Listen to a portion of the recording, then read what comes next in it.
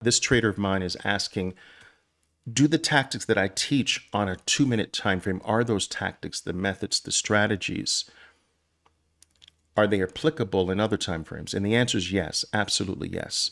And I think it's important to understand something regarding this. Number one, the truth is universal. And there is a truth in financial markets like there's a truth in life in general, okay? And when you arrive at a truth in financial markets, that truth is ubiquitous. That truth is universal. And time frames don't alter that truth. So whatever you find to be true in the 2-minute time frame must be true in all time frames, 5-minute, 1 hour, 1 day, 1 week, 1 year, because the change of a time frame is not an alteration of the truth, of reality. The truth is real. Your time frame is a function of your convenience. The time frame change occurs only on your computer, only on your screen. Your time frame is not altering the market's truth. And so this question comes from, in a sense, an innocent lack of understanding that you're simply manipulating how you choose to see the truth. So, for instance, if I were to draw a picture of an apple and I were to draw lines down that picture of the apple, if I draw 15 lines across the apple, I'm now looking at the apple via 15 parts. That the lines that I draw on top of the picture of the apple doesn't change the reality of the apple. Do you understand? If I decide instead of 15 lines to draw 5 lines, so now I'm looking at my picture of the apple with 5 lines on top of it. The 5 lines are my choice. The 15 lines on top of the apple are my choice. Neither of those choices changes the reality that behind the lines are the apple.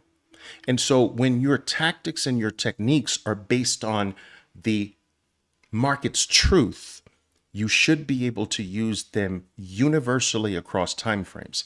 And I will also say this, that if you find that you're using something on one time frame that seems to break down or have less relevance on another time frame, then you have not found a truth. You might have found an anomaly, but you've not found a universal truth. And the soundest of all trading tactics are based on the market's truths. These truths stand to be universal. These truths stand the test of time. These truths are often based on not the market themselves, but more directly on human nature. Because as I've preached to you over and over again, markets don't have lives of themselves. The market doesn't have a life of its own. The market's life is derived from the collective lives of its participants. Their lives, the lives of the participants, are ruled by dominant emotions. And so if your tactics are based on the core mover of markets, which is fear, greed, and uncertainty, and where those things intersect in the markets, then you have a universal approach to the markets, okay? So yes, everything I teach you is universal across all time frames and across all markets, because just because you put a stock in the hands of human beings that are driven by fear, greed, and uncertainty, and you change it from a stock to a cryptocurrency or an option or a futures contract, just because you change the item in the hands of that human being doesn't mean that the human being becomes driven by something different. Oh, wait a minute. I'm fearful and greedy with stocks, but when you put an options contract in my hands, I suddenly stop being greedy and fearful. No, it doesn't work that way. So when you have something really sound, And what I do teach you is very sound. It's going to be applicable across all time frames and all markets. Now, I was asking Oliver, what are your thoughts on using trailing stops for every trade as a trading plan and rule? I trade Ethereum and it moves quickly and trends in both directions. Trailing stops are one of the 7 important components of a trade. But one has to know when to apply trailing stops. You see, to just automatically apply a trailing stop from the moment you enter a trade until you exit a trade is not proper trading. In fact, that's a very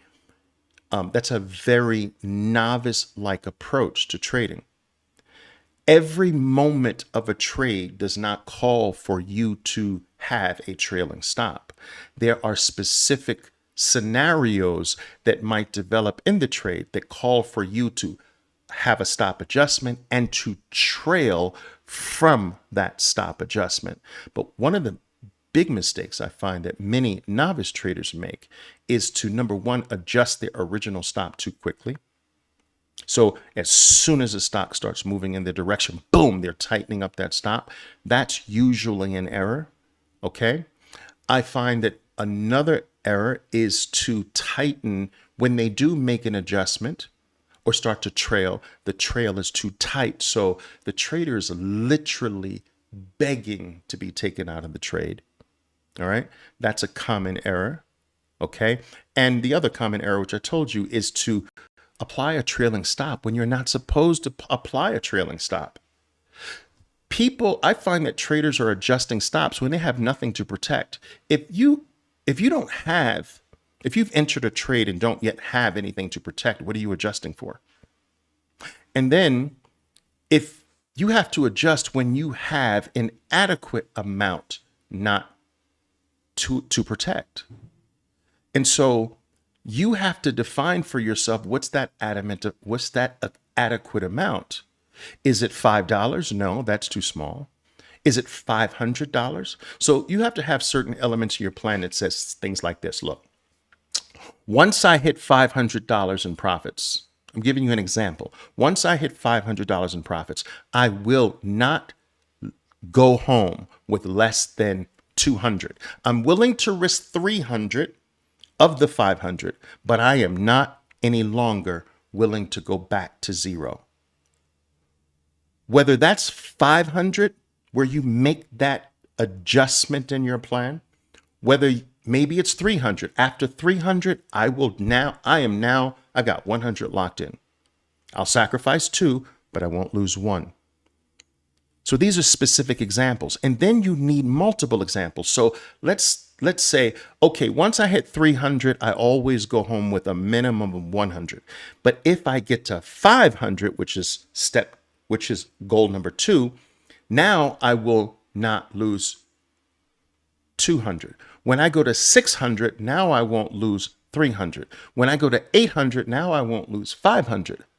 Now, this is a proper way to mechanize your stop adjustments.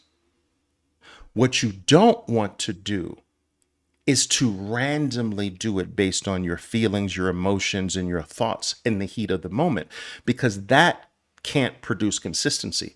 You're always going to think differently. You're always going to feel differently. You're always going to believe differently. There are too many moving factors that can influence you one way this time, another way another time. And so in order to be consistent, which is the key to success in this business, consistency, your approach has to be consistently applied across every single trade.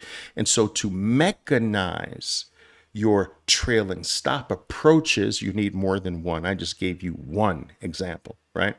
You need more than one. For instance, in my trading program, my traders have 7 trailing stop approaches, okay? But you need more than one, okay, because there are more than one scenario. And so we have a trailing stops method for each one of the 7 scenarios that call for you to make an adjustment. And so it's that detail, guys. How many people do you know that have these things already mapped out? You see, the example I gave you is already mapped out before you even enter a trade. When I reach 300, I protect 100. When I reach 500, I protect 200. When I reach 600, I protect 300. When I reach 800, I protect 5. You haven't even entered a trade, but that's written down already. That's a law for you. And so the best traders have every trading question answered before the trade.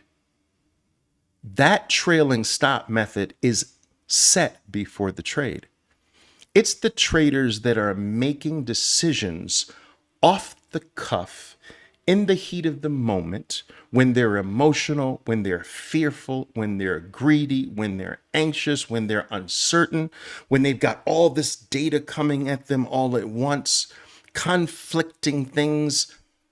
You can't be consistent if you don't have things already planned out in that scenario.